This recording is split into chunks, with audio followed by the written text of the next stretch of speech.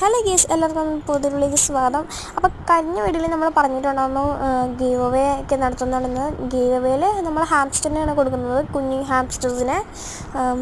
ഏകദേശം ഒരു 1.5 മാസമൊക്കെ ആകുമ്പോഴത്തേനും കുഞ്ഞിന് കൊടുക്കാനാണ് തീരുമാനിച്ചിരുന്നത്. ഇപ്പോഴേ നമ്മൾ എന്തിനാ ഇങ്ങനെ പറയുന്നതെന്ന് വെച്ച് കഴിഞ്ഞാൽ, ഇപ്പോഴേ പറഞ്ഞ് വെച്ച് കഴിഞ്ഞാൽ നമുക്ക് അന്നേരം ഒരു സമയമൊക്കെ ആകുമ്പോഴത്തേനും ഇതായിക്കോളും. കാരണം നമ്മുടെ സ്ഥിതി അറിയാമല്ലോ, വലിയ സബ്സ്ക്രൈബേഴ്സും അത്രയ്ക്കൊന്നും ഇല്ല. അപ്പോൾ തന്നെ ചിലവരൊക്കെ കമൻറ്റ് ചെയ്യാനും കുറച്ച് ടൈമൊക്കെ എടുക്കും. അപ്പം അതുകൊണ്ട് തന്നെ ഞാൻ പറഞ്ഞില്ല, അത്രയൊക്കെ ഉള്ളൂ. നമ്മുടെ അങ്ങനെയൊക്കെയാണ് സംഭവങ്ങൾ. പിന്നെ ഗീവ് അവേയിൽ നമ്മുടെ എന്താ വ്യത്യാസം എന്ന് വെച്ച് കഴിഞ്ഞാൽ, ഗീവ് അവേയിൽ നമുക്ക് ഫ്രീ ആയിട്ട് കിട്ടും. മറ്റേൽ നമ്മൾ കുറച്ച് പൈസയൊക്കെ കൊടുക്കണം, കുറച്ച് പൈസയൊക്കെ കുറച്ച് ഓഫറിലൊക്കെ തരാം കേട്ടോ.